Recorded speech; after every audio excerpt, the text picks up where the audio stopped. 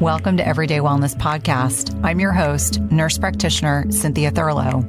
This podcast is designed to educate, empower, and inspire you to achieve your health and wellness goals. My goal and intent is to provide you with the best content and conversations from leaders in the health and wellness industry each week and impact over 1 million lives.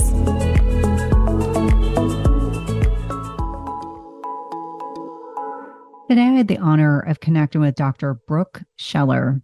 She is a doctor of clinical nutrition, a nationally recognized health expert, and the founder of Functional Sobriety, a nutrition-based program for alcohol reduction.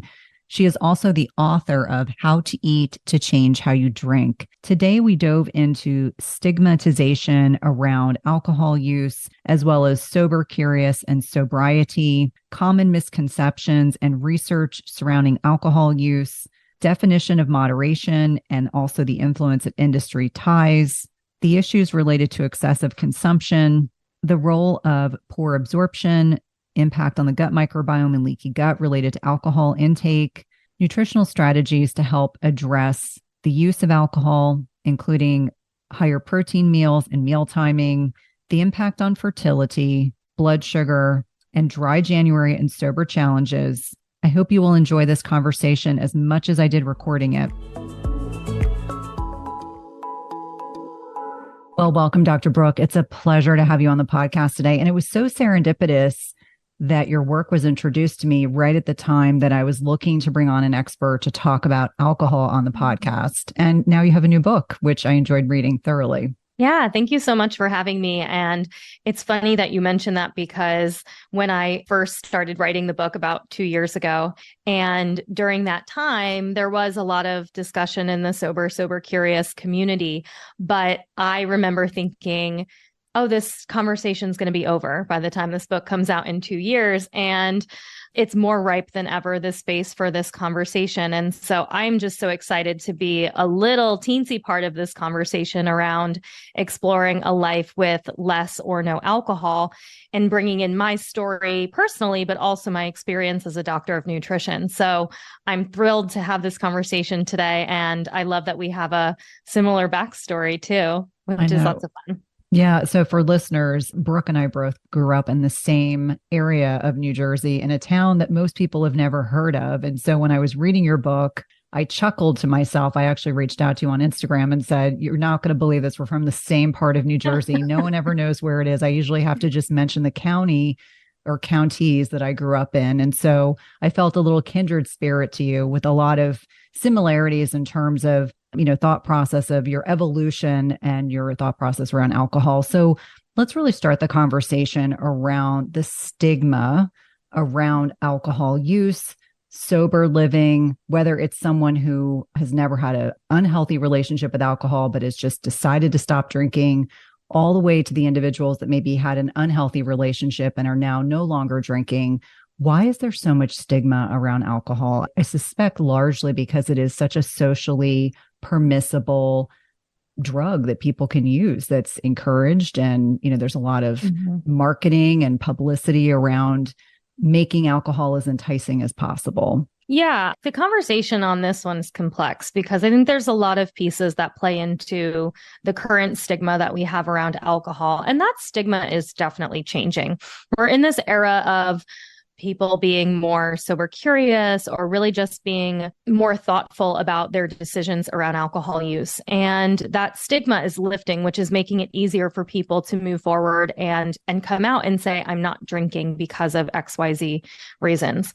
But I believe that some of the stigma today exists around for a long time. It was such a negative thing to have an alcohol problem or to be an addict of any kind or to join a group like Alcoholics Anonymous, which is anonymous for several reasons, but part of that also adds to that stigma and that shame of people not being more forthcoming maybe about their experiences with alcohol. And what's really shifting in this era of sober and sober curious is that more people are coming forward to say, I might not identify as an alcoholic or as someone who maybe has an addiction to alcohol, but I recognize that it has negative effects on my life. And that's where we get to have the choice. Like, this isn't necessarily about you having to identify as having a problem or not having a problem.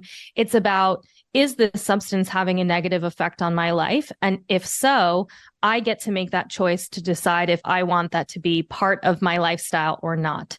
And that's where the wellness and the nutrition angle is really interesting, because it is a toxin. It is a toxic substance that we are selectively choosing to put into our body.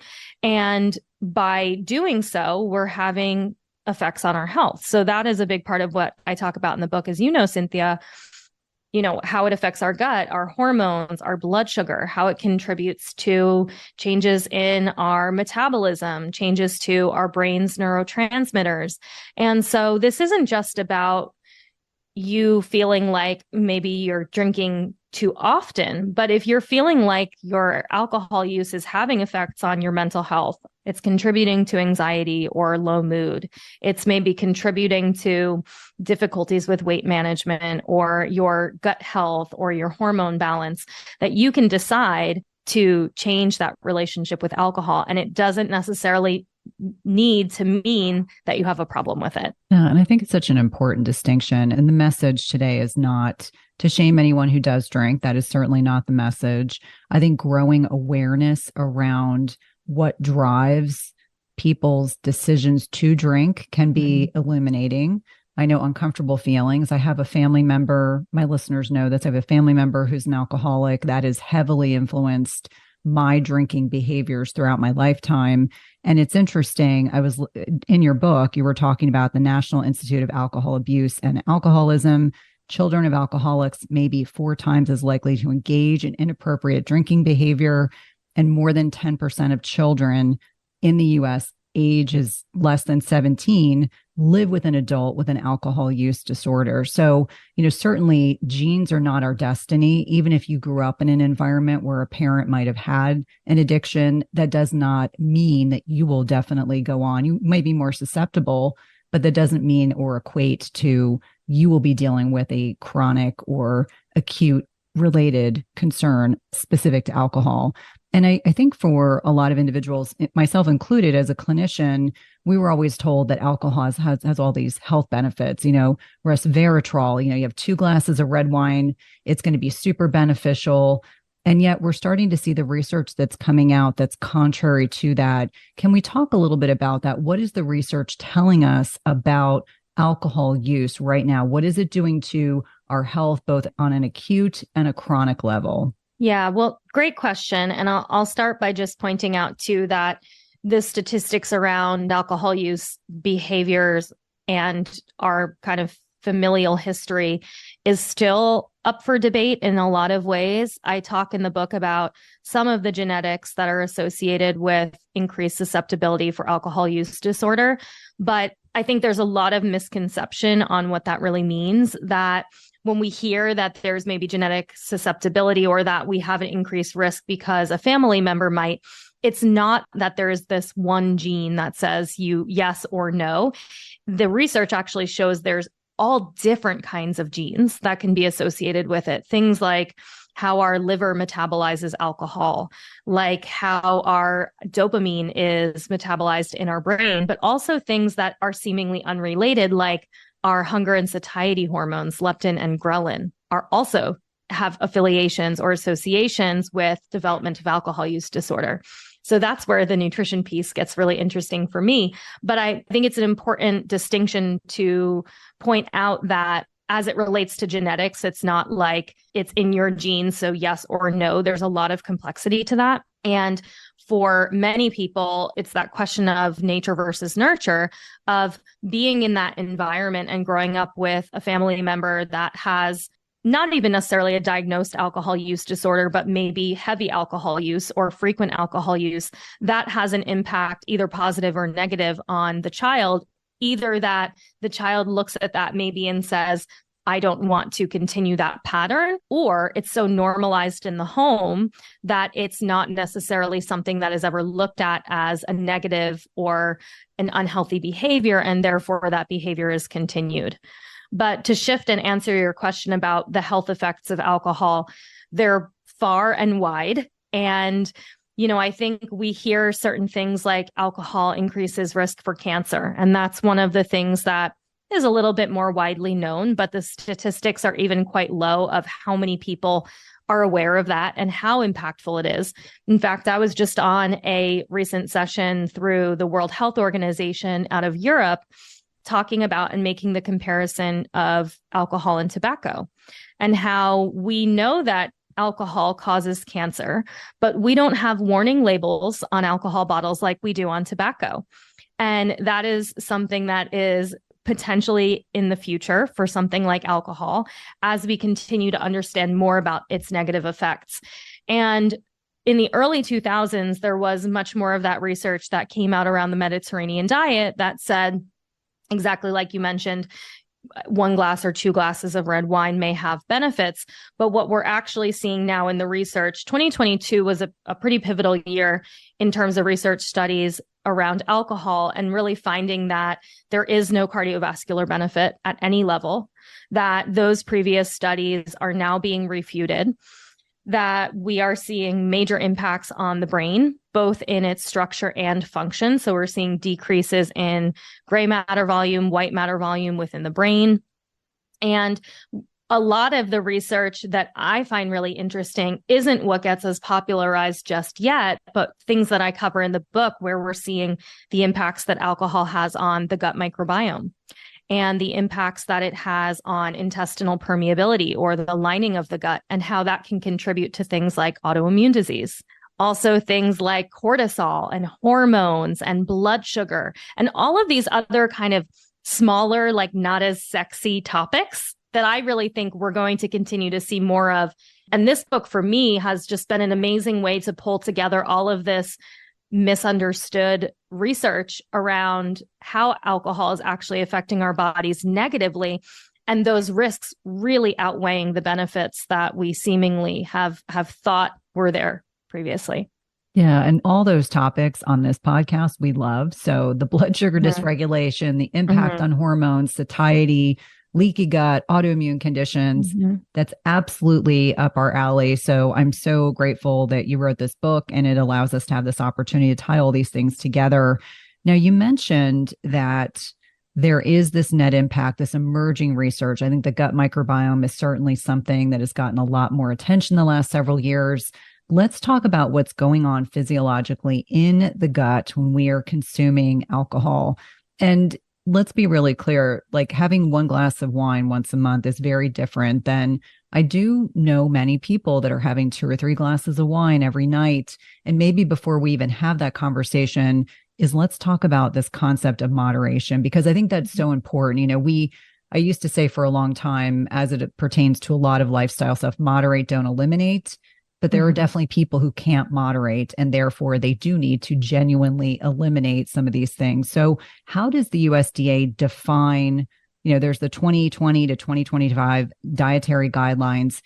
How did they define what is moderation? Because I think it's very interesting that there are these little nuances depending on which organization is talking about alcohol consumption. Yeah. And, unfortunately, there's industry ties in there too. And so even if we think of things like the recommendations for dairy and milk and how questionable that is based upon the Dairy Council and their kind of stake in the conversation. And so, as it relates to the most recent dietary guidelines that I write about in the book, they're written every 5 years. So our most recent is 2020 through 2025, which is a body of research that's pulled together every 5 years through the USDA to give general recommendations to Americans on what to eat to follow a healthy lifestyle.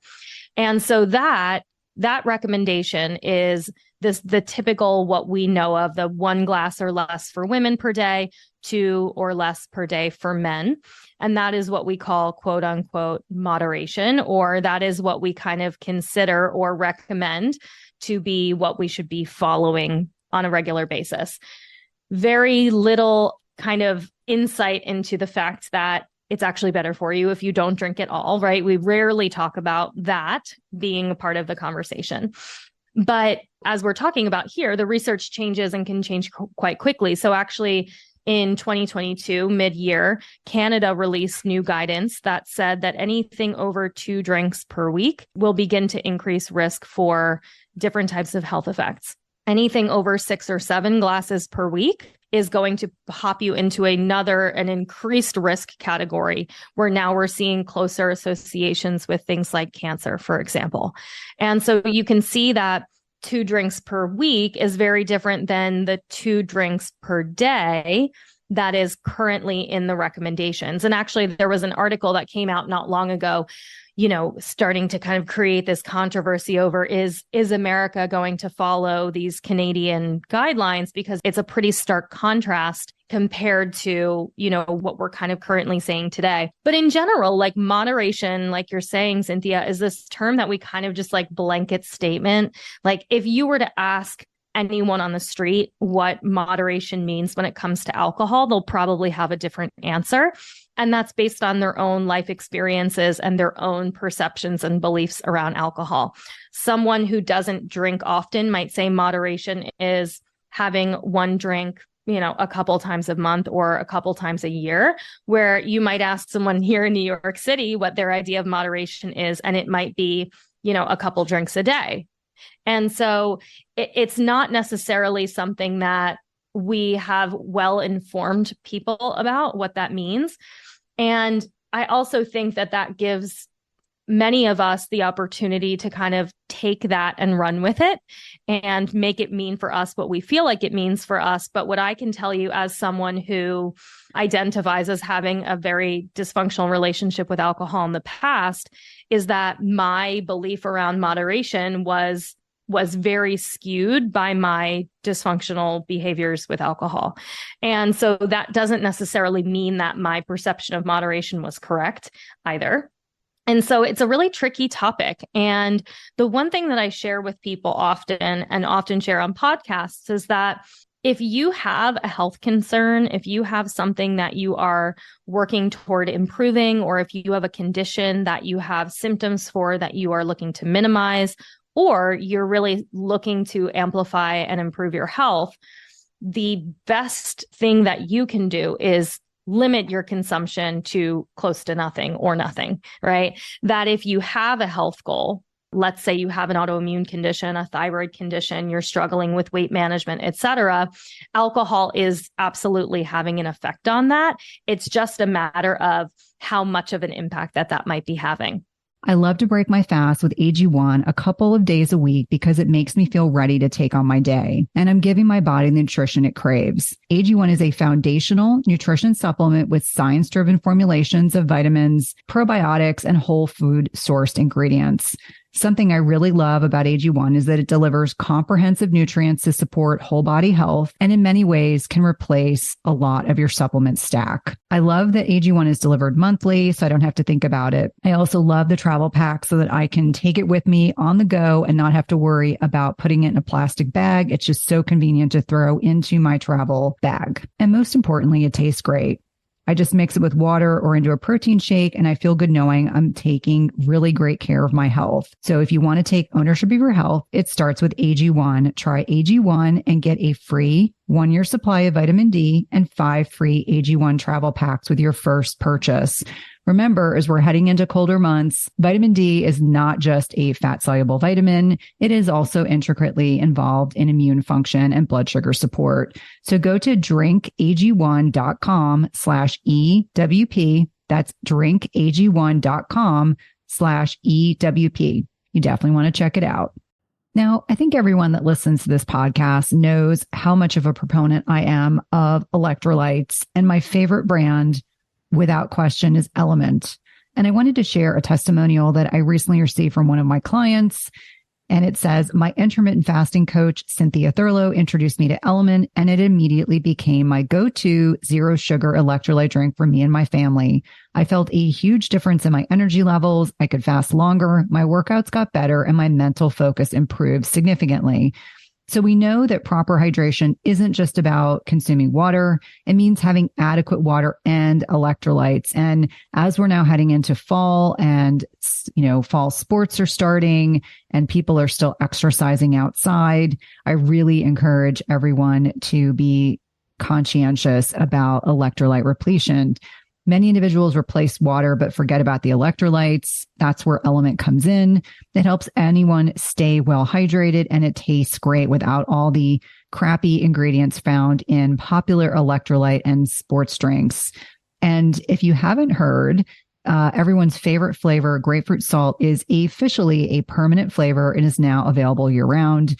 My youngest son and husband are particularly happy about this. So that's right. The days of rationing down your last stick pack are over. Grapefruit salt is here to stay, but there are lots of great flavors. Personally, I love orange. That's the one that I consume most days, as well as the unflavored. So if you go to www.drinkelement.com/Cynthia, you can get a free gift with any purchase. Again, that's www.drinkelement.com/Cynthia and get a free gift with any purchase. I promise you're going to love these. I think, especially as we're kind of entering 2024, and this would be 4 years into the pandemic and the social isolationism and the ongoing joke that a lot of colleagues would say is you either became a hunk, a drunk, or a chunk, meaning people either took that time where we were all in suspended animation and either leaned into good habits or leaned into habits that then became problematic. And so I love that you're inviting us to have this conversation in a way that makes it very non-judgmental and makes it more supportive. Like, let's closely examine our behaviors and figure out if they're working well for us. We were pivoting a little bit to talk about gut health. And I think that this is certainly an area for my population, certainly my listeners, most of whom are 35 and up. They are definitely impacted by the changes going on in their bodies with perimenopause and then menopause. Gut health becomes paramount, especially as we have all these hormonal fluctuations. But let's talk about what alcohol actually does to the gut microbiome, what it does to small intestinal lining integrity, leading to leaky gut and all sorts of unpleasantries that, if we aren't navigating this in a proactive way, can become problematic. Yeah. And this is a topic I love talking about because it really does not get enough attention as it relates to the discussion around alcohol and the impacts of alcohol. And one of the really well-known things that we know about alcohol is that it affects nutrient absorption. And it will cause deficiencies in many of our nutrients, which is a big part of the book and a big part of my work around nutrition, is that the very nutrients that we need to have energy and healthy mood and not have anxiety, for example, are the ones that alcohol depletes. So we kind of get caught in this vicious cycle. So we know pretty well that alcohol affects nutrient absorption, but also digestion, because it's very irritating to the stomach lining. It's very irritating to the small intestine and the bowels. That burning sensation that we feel if we were to take a shot of liquor, for example, that continues on through our system and is very irritating to the lining of the digestive system. So there's kind of three ways that I look at the effects that alcohol has on the gut. The first is digestion and absorption, and kind of what's happening maybe in the upper half of the stomach and small intestine, and how we're kind of breaking down the food that we're consuming. The second is the impacts on the gut microbiome. So what we are seeing in the research is that alcohol does decrease bacterial diversity. It does negatively impact probiotics. So our good bacteria, it's lowering our bifido, our lactobacillus, and it's causing or allowing our body to increase levels of more harmful microbes that are maybe there naturally, like E. coli, for example, or streptococcus, which is a normal part of our digestive or gut microbiome. But when we don't have as much protective action from our probiotics, they can start to overgrow. So we're seeing that there's this skewing toward more overgrowth or dysbiosis, overgrowth of that harmful bacteria, and a lowering of our probiotic bacteria. That is going to create many effects, as we know, throughout the body. I'm sure your audience, you've spoken about this on the podcast before, all of the health effects that can come with dysbiosis or an imbalanced gut microbiome. It's also going to contribute to candida or yeast overgrowth, because yeasts feed off of sugar, carbohydrates. And many of these microbes, these harmful microbes, can actually feed off of alcohol too. So there's this really interesting research that shows that these imbalances in the gut microbiome can also contribute to cravings that we have for alcohol.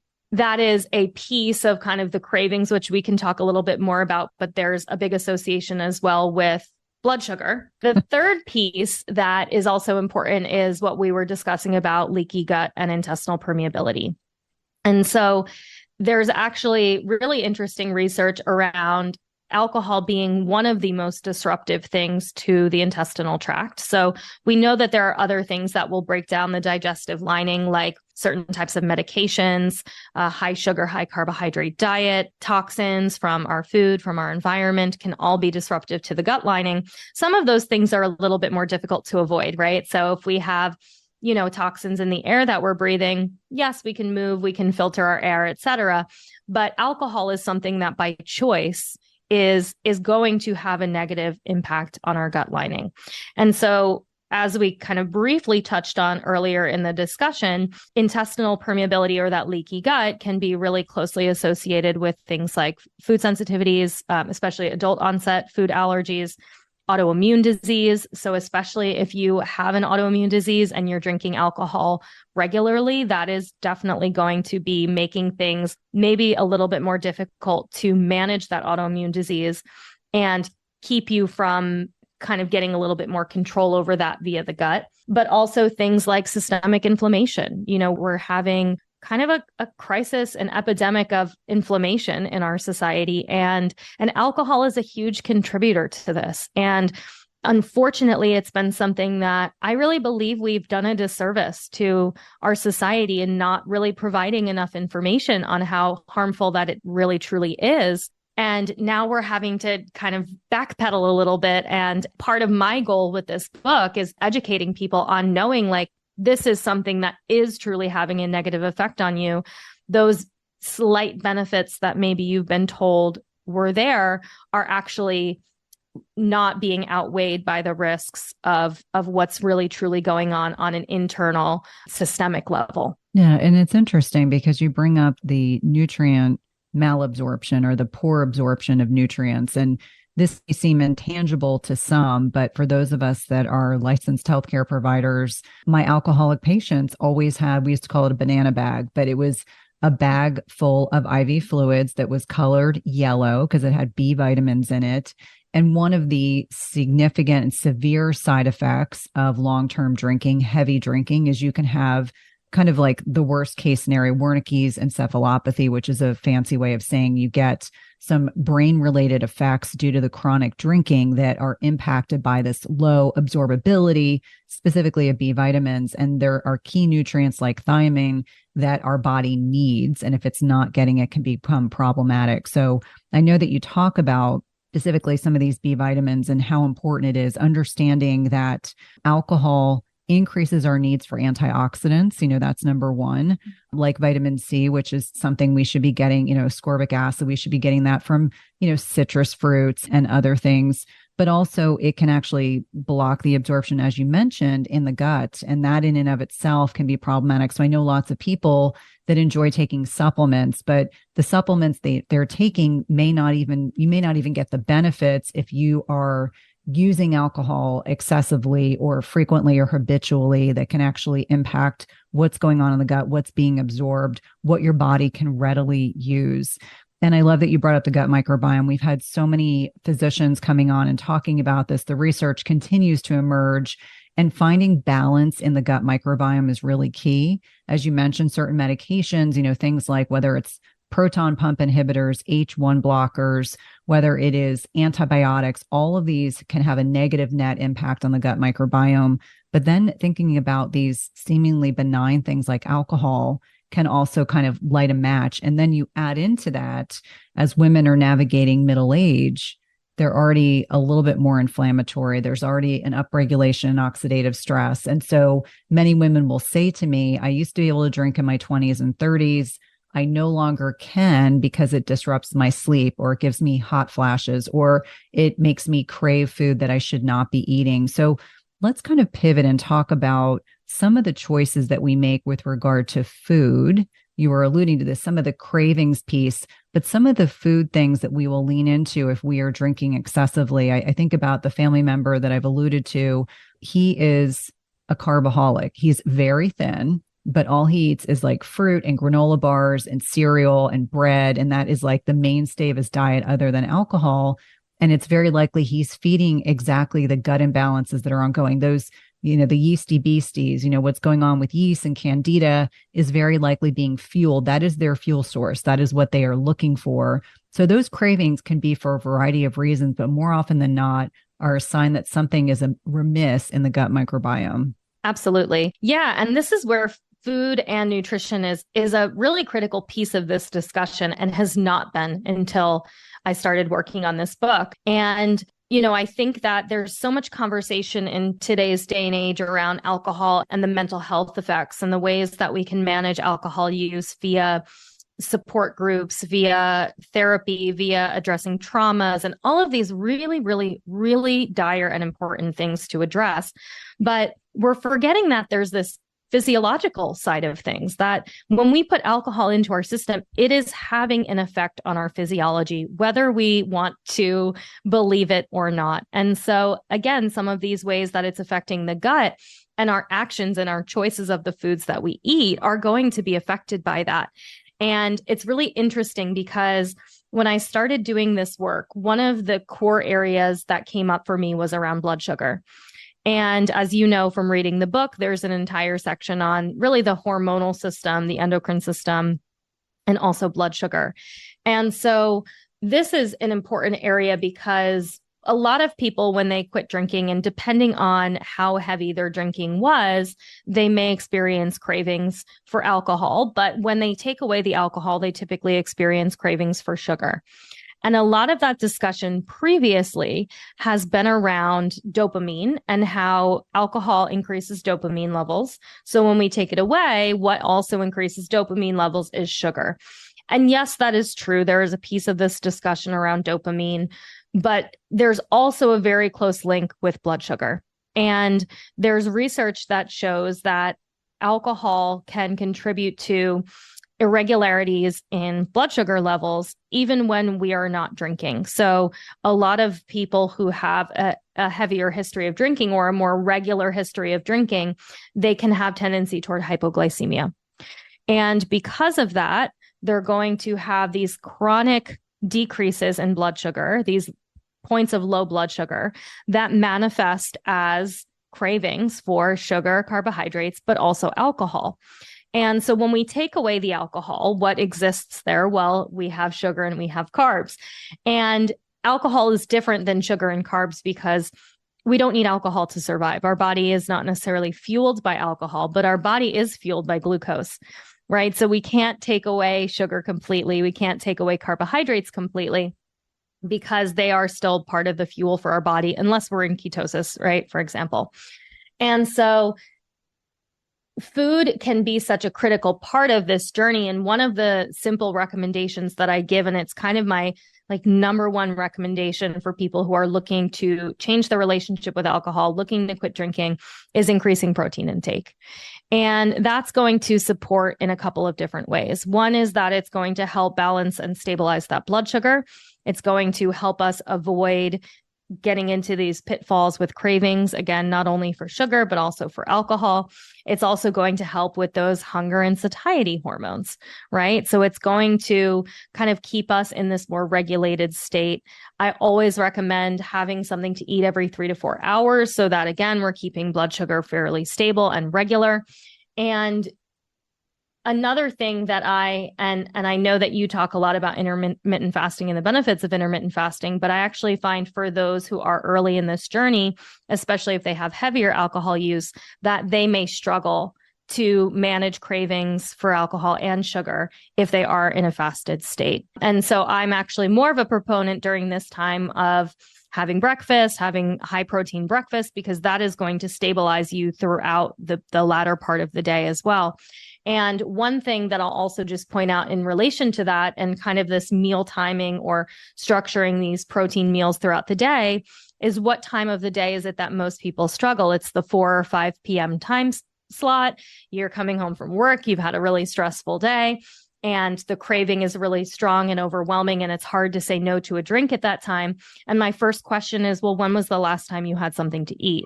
Because most people had maybe lunch many, many hours ago. Maybe it was a quick lunch. Maybe it was a high carb lunch. And that can be influencing these cravings later on in the day.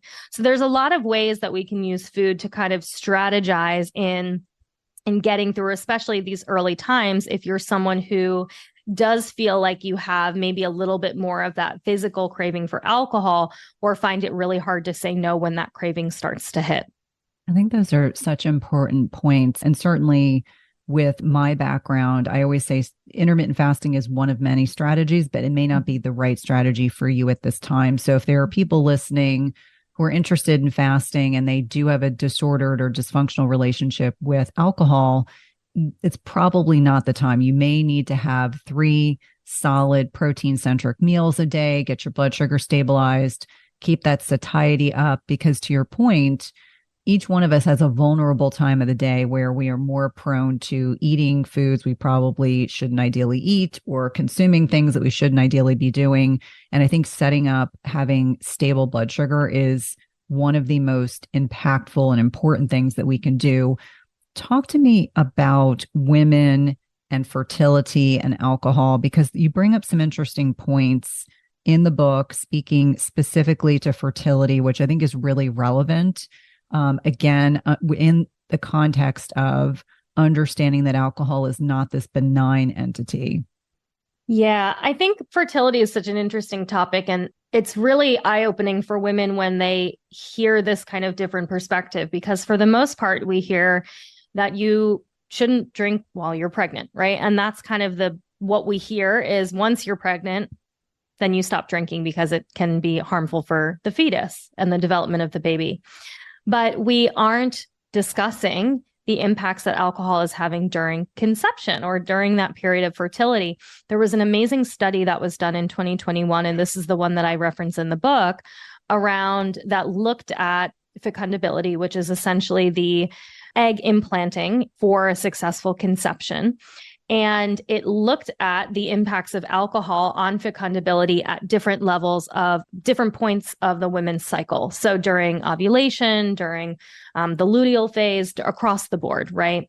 And what they found is that at all points in a woman's cycle, alcohol intake was associated with a lower fecundability score, so a decreased risk for conception, that was strongest if women were drinking during the ovulation phase. So yes, during ovulation, if you are strategically working to have a successful pregnancy and you are consuming alcohol during that ovulation period, it may be having an effect on a successful conception.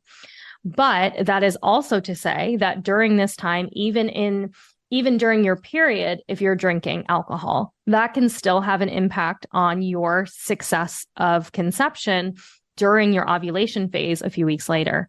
And so this is, again, to your point, it is not a benign substance. It is not just something that we need to consider when we put it in. And, I think many people associate like, well, when I drink, I get a hangover, and that's the effect that I have of alcohol. And we don't necessarily think of these longer term effects that really do have an impact on all of these health effects for ourselves, for our families, et cetera. And this isn't just for women. There's research that also shows how alcohol affects male fertility and sperm motility, sperm count, and sperm quality. And so this isn't just for women. This is for men and women to consider if fertility and conception is a goal for you. Yeah, I think it's such an important point because there's now greater awareness around this. And I think I am friends with a lot of urologists, male hormone specialists, and they'll talk about the fact that we now have this epidemic of infertility in men, largely because of insulin resistance, secondarily to that, exposure to estrogen mimicking chemicals in the environment. And I would imagine, again, if we reflect back on the past nearly 4 years, probably a bit more alcohol consumption for most people overall, given the stress, the strain of the pandemic, social isolation, et cetera.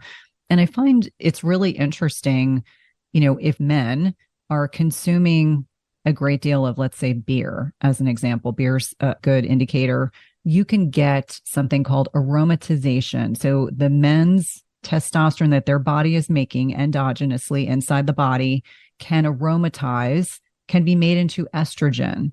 So not only is this another component to why we're dealing with infertility issues in men, but it can be exacerbated by something as seemingly benign as beer. I'm using beer as the example because that was the research I was looking at. And oftentimes there are physical signs that are a key to this, feminization is sometimes the word that people will use in terms of men that are dealing with, maybe they've got abdominal obesity, they've got a little bit of a belly, maybe they have gynecomastia, which means they have some, enlargement of their breast tissue, unfortunately, which is also a permanent thing unless you deal with it surgically. But understanding, like, we'll start seeing some changes in the male body habitus in relationship to over consumption of alcohol. And for some people, they're like, oh, it's cute, he's got a beer belly. No, it's actually a sign of this aromatization of testosterone to estrogen, very likely some degree of insulin resistance, lowered testosterone. And we're seeing more and more of this, which I think clinically is a huge concern for a variety of different reasons.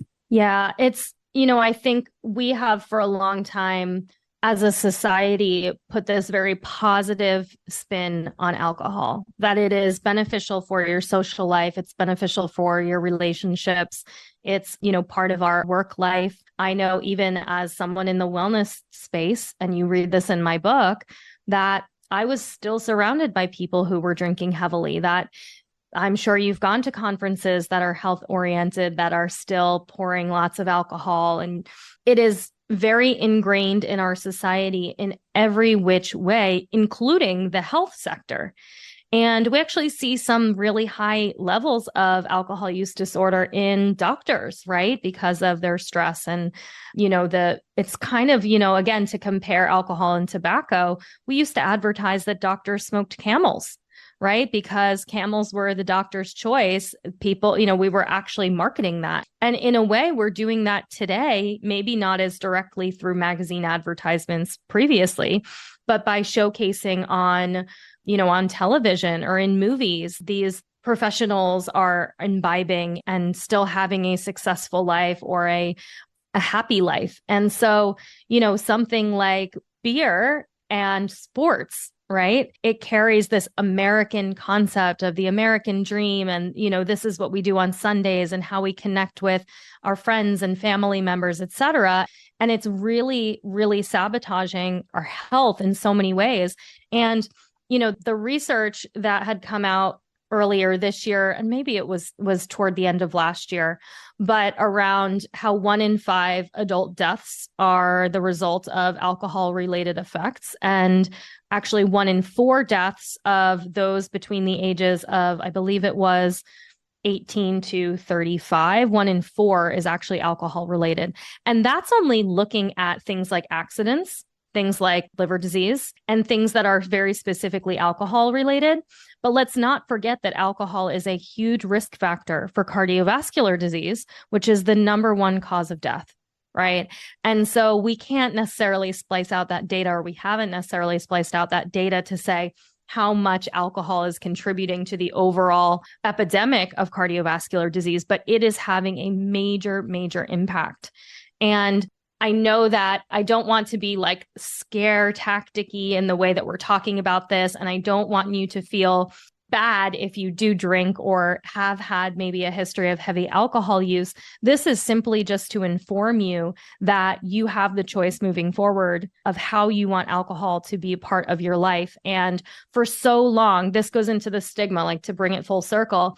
It's been, you're not cool if you don't drink alcohol, that there's something wrong with you if you don't drink alcohol, that there's this negative association if you're someone who doesn't drink. And now it's cool not to drink. I mean, we're seeing celebrities not drinking. We're seeing a huge rise in non-alcoholic beverages. It's not as stigmatized as it once was. And so I really believe there's a major shift happening in our society around alcohol. And if you are making this decision now to change your relationship with it, you're on the forefront of, I think, a really exciting new venture in the health and wellness world. And so it's a really exciting time. I'm really nerdy about it, but I also really believe that, and I know that alcohol elimination has completely changed and transformed my life. And I truly believe that it will do that for every single person who's listening. Yeah. And I think you bring up so many good points. I mean, the stigmatization of whether you do or don't drink. I know within my health and wellness community, certainly events I've gone to over the last 4 years, more often than not, people don't drink. And it's been nice to be surrounded by other people who are not drinking, because in a lot of social settings, when I tell individuals that I don't drink alcohol, and for full disclosure, I've never had a problem, but as I was navigating my 40s, it was the one thing that gave me hot flashes. And so that was the sign of my sleep is too important. I don't want hot flashes. Therefore, I'm not going to drink. And I'm just that disciplined. That's how important my sleep is. The conversations I have socially, it makes them uncomfortable. In many instances, they get very triggered. I'm like, listen, I am good with a glass of sparkling water and a lime. No one knows the difference. It's totally fine. But I find many people are just so uncomfortable. Like, what do you mean you don't drink?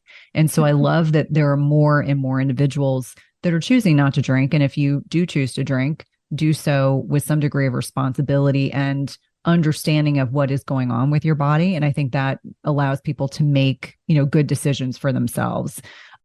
I know how challenging intermittent fasting can seem to be when you are new to this as a strategy. And that's where I think things like the Prolon Reset, which is a 1-day fasting kit, can be hugely helpful. Prolon is the first nutritechnology company to apply breakthrough science to optimize human longevity and extend naturally. The Prolon Reset is scientifically developed to keep the body in a fasting state without spiking blood sugar. The fasting kit includes plant-based soups, bars, snacks, herbal teas, and supplements designed to help support your fasting. And the menu suggests which items to consume for breakfast, lunch, and dinner, but the order in which you consume your food is entirely up to you. What I love best is these products are made with clean, quality ingredients. They include 21 vitamins and minerals, plant proteins, and prebiotic fiber, as well as being gluten-free, soy-free, and non-GMO. I think this can be a really nice variation to your normal 24-hour fast and support your body in the process.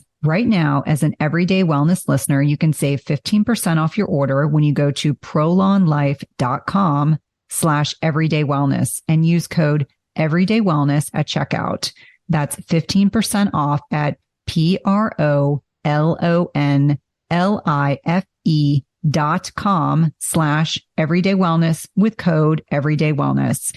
Get started today at prolonlife.com everydaywellness. Now, I'm asked frequently what I take with me when I travel, and always in my carry-on bag are the Paleo Valley beef jerky sticks.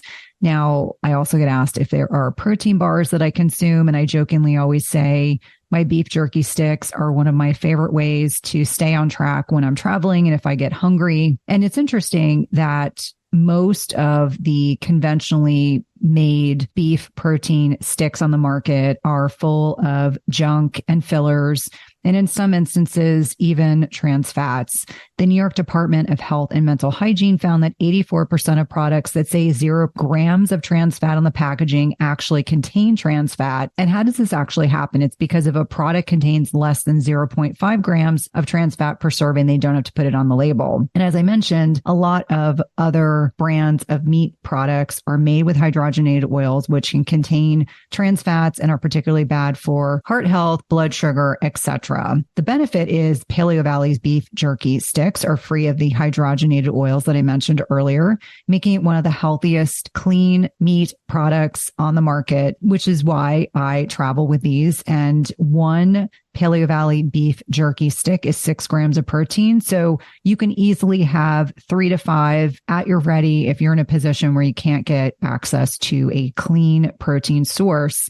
Paleo Valley grass-fed beef sticks are the real deal. They are sourced from 100% grass-fed and finished cows that are never fed grains or harmful antibiotics. And they come from small family-owned farms right here in the United States. My favorite flavor is jalapeno. And if you head over to paleovalley.com/Cynthia, you can get 15% off your first order. That's paleovalley.com/Cynthia to get 15% off your first order. You're going to love these. MetaPure has been part of my supplement stack over the last several years. I really enjoy the berry powder, and I mix it into non-dairy yogurt and sometimes my daily protein smoothie. But it's important to understand what the components of this product actually do for us. And so there is a postbiotic called urolithin A that has some pretty significant health benefits and has become available for all of us to use. It actually upgrades your body's cellular power grid, your mitochondria, giving you energy to help optimize your health. One of the things that I think is really interesting is that this compound produced from the breakdown of polyphenols directly helps destroy damaged cells. And since more than 2/3 of people cannot utilize it from food, it can be really beneficial to take it in supplement form. And MitoPure is a pure form of urolithin A that supports cell renewal and healthy aging. Clinical studies have shown that 500 milligrams of urolithin A alone can significantly increase muscle strength and endurance with no other change in lifestyle. Since metabolic health and muscle health are a huge focus of my business and my messaging to my clients and patients, I wanted to bring this directly to you all. Timeline Nutrition actually has 3 products designed to fit your needs. There's a berry powder, which is actually what I use in my protein smoothie. There's also a protein powder as well as soft gels. Timeline is offering 10% off your first order of MitoPure. Go to timelinenutrition.com/Cynthia and use code Cynthia to get 10% off your first order. That's timelinenutrition.com/Cynthia. I recommend trying their starter pack, which has all 3 formats to find what you like best. I would love to kind of touch on, we're heading into the end of 2023. I know for a lot of people, they subscribe to the philosophy of dry January or having, sober challenges. What is your prevailing philosophy around this? Like, do you have recommendations, suggestions, or ways to navigate this? And for full disclosure, my husband and all of his childhood friends, every January, they do a dry January to support one another. And so for the entire month of January, my husband doesn't drink any alcohol. He usually only drinks on Friday and Saturday night, but it becomes this, he'll say to me, it's like a reset because it's such a part of what he does on Friday night to unwind or have a glass of wine on Saturday. And then all of a sudden he's like, I need to find something else to fill that space. Mm-hmm. So when people are navigating the beginning of 2024, what are some of the suggestions and recommendations you may have for them? Yeah, so I think that these challenges are great. I think that it's a great way to explore alcohol elimination. It's a great way to kind of set a goal around it because for most people, we need a little bit of like an end point maybe to help us kind of understand or just make that decision to make the change. And many people who do eventually go more sober curious or eventually eliminate oftentimes start with these challenges because they give themselves a little bit of space and opportunity away from alcohol to start feeling the benefits of alcohol elimination. Unfortunately, alcohol can take at least a week to regulate, or our body will take at least a week to regulate cortisol levels after alcohol use. It will take a couple of weeks to start to re-regulate some of these areas like the gut microbiome and brain neurotransmitters, et cetera. So even if we're drinking once a week or a couple times a month, we still don't really have full clarity in our brain and our body of how we feel without alcohol. So just something to keep in mind if you're considering something like a dry January. And the biggest thing to do during this time is use it as an opportunity to learn and understand more about your relationship and your behaviors around alcohol. And so books like mine, like How to Eat to Change How You Drink, or many of the other kind of what we call quit lit books are great resources during this time while you're taking a break to start to understand a little bit more about what's going on in your body when we consume alcohol, what is underlying maybe some of these behaviors, but also there's a huge community of sober curious people on social media, in different podcasts on sober curiosity. So if you're exploring a month like dry January, surround yourself with some of these resources because it's not only going to help you make it through a month fully alcohol free, but it's also going to help strengthen your understanding of your behaviors with alcohol during that time so that when you get to the end of the month, you can make a more informed decision around if it's something that you want to continue further, or how you're kind of going to use that information moving forward. Because my concern around dry January is that on February 1st, you go right back out like guns blazing and right back to the bar. And we really want to use this as an opportunity to help influence your behaviors moving forward, rather than kind of a short-term reset, for lack of a better word, that is not necessarily going to have an impact on your health and longevity. Yeah. And it's interesting. Years ago, when I was still seeing patients clinically in this cardiology practice that I worked for, we used to use a CAGE questionnaire.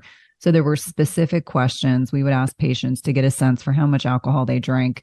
And inevitably, if someone told me they had 4 drinks a night, I would double it. That was the prevailing philosophy, that a lot of people felt uncomfortable. They felt like they were perhaps being judged, although that was certainly never what I intended anyone to feel. It was really to get a sense for how much alcohol, like, do I need to give you certain medications in the hospital to make sure you don't have a seizure because you drink quite a bit? You mentioned in the book, looking at root causes, looking at stress, use the HALT kind of acronym. Let's talk a little bit about that, because there may be someone listening that is interested in being more sober conscious. They're interested in perhaps a dry January, but how do they help differentiate if they just drink a little too much, or if they in fact actually have a problem with alcohol in and of itself? Yeah. And it's a great question, because to so many people, alcohol dysfunction, or deciding that you have a dysfunctional relationship with alcohol, is self-determined, right? That I could say I have 2 drinks per day and that feels unhealthy for me, or is having a negative impact, where someone else might be having 5 drinks, 6 drinks, 8 drinks a day and still not feel necessarily like that they are out of control. And so it's really, in many ways, unless you're working with a practitioner, a mental health practitioner, a psychiatrist who is going to diagnose that, most of the time when we go to our practitioners, we're not fully transparent or honest about that. And I write about that in the book because it was an interesting thing for me to experience as a healthcare practitioner, but also someone who goes to healthcare practitioners, right? Of how to balance that discussion and that conversation to my own, benefit, of course, during those times. And it is, I think innately, if you feel uncomfortable with your relationship with alcohol. There's so many people who I know in sobriety that admit that at one point they had Googled, do I have an alcohol problem or not? Right. And I've heard in some conversations that people who don't have a problem don't wonder if they have a problem or not. Right. That there is this kind of inner knowing that we know in our own selves if we're choosing this as something that is out of our own desire. If you are someone who has said, I'm only going to have 1 drink, and then you wake up the next day hungover and had kind of lost control of those choices, it's not to say that you have a problem. I hate that word problem, because it's just it's such a negative thing. And it's not really about that. One of the things I talk about in the beginning of the book is that we're not going to use the word alcoholic. We're not going to talk about if you have a problem or not. This is going to be a way for you to just explore where there's opportunity for you to change, and if this is a lifestyle that you want to pursue. Because I really believe, again, it goes back into the stigma. No one wants to have a problem with anything. It's such a negative connotation. And there's such an opportunity for us to use this as a means of self-improvement, that it's not about beating ourselves up for the choices that we made before. It is not about placing a negative association on this. This is simply you saying, I get to have a choice. Am I going to be present in my life, or am I going to numb out my feelings or emotions? Am I going to have the strength to kind of overcome these things, or am I going to continue down this path of maybe holding myself back in a lot of ways? And so I really think that we get to decide if we feel like we want to identify as alcoholic, problem drinker, whatever that might be. If you feel good doing that, do it. But that also doesn't mean that you can't just stand up today and say, I don't like how alcohol makes me feel, and I'm going to do something about that. I think it's such an important message. And I'm so very grateful that you helped me reframe some of the terminology. Not that I've purposely been pejorative, but helping me understand to speak in a way that allows people to feel comfortable, kind of exploring what it is that they're going through. Now, obviously, individuals that are listening to the podcast can certainly purchase your book, but I'd love to round out the conversation with you sharing a little bit about your story because it was incredibly inspiring and you were very transparent. When was the point at which you acknowledged you were ready to make a change in your relationship with alcohol? Yeah, and it's always such a personal thing. Thank you for asking me to share my story. It's a personal thing for all of us when we get to that point of making that decision. And the part of the stigma and the history around alcohol use has been you have to hit rock bottom to decide that you're going to stop. And that's kind of the mentality of Alcoholics Anonymous, right? That you come in when you don't really have any other choice. And the beauty today is that there are so many resources around Sober Curious, around exploring this idea of becoming sober, that you don't have to be at a rock bottom to decide that you want to change your relationship with alcohol. And for me, my kind of quote unquote rock bottom was not traditional in the sense of I didn't have a DUI. I lived in New York City. I didn't have a car. So that was lucky. But, I didn't lose a job. I didn't have any kind of monumental things happen to me. But my rock bottom was the culmination of many, many years of self-imposed anxiety and depression, and many years of using alcohol as a coping tool and really struggling with the effects that it was having on me, but also feeling very out of control. I didn't know any other way of living. I had no other coping skills. And I had started drinking as a young teenager. So it kind of just pervaded my lifestyle in its entirety. And it really wasn't until the pandemic that I felt that I had lost more control than I had previous to the pandemic. And this is kind of a typical story that the pandemic increased drinking for a lot of people, a lot of isolation. For me, I was working from home, so that really changed my ability to start drinking earlier in the day on some days. And I ended up being someone who probably prior to the pandemic was drinking 4 or 5 days a week. And during the pandemic, by the time I quit drinking, I was drinking 6 or 7 days a week, more like 7, and several of those days starting earlier in the day. And I didn't last very long doing that because I caught myself in this really, really unhealthy cycle that some people get stuck in for many years. And for me, I felt like I was kind of built up with pressure, like all the way to the seams. I always make this reference, and if anyone's a Titanic fan, like Titanic has always been one of my favorite movies, but there's the scene where the water is about to burst through the doors and it's like exploding through the cracks. And that's how I felt like my life was, that like I had this kind of constant pressure and alcohol was contributing to that. And I had an experience where someone I was dating at the time brought up that I had drank all weekend. And I had been hiding a lot of my drinking as this was someone that I didn't see very often. And as soon as they brought it up, and they didn't say, hey, you have a problem, you need to go to rehab, you need to get some help with this. They simply brought my attention to it. And the pressure at that point was so intense that as soon as this person saw it, it allowed the pressure to, like, the pressure valve to open. And I just knew. I had known for years that I needed to do something about this problem. I was a doctor of nutrition, feeling like I was living a total double life.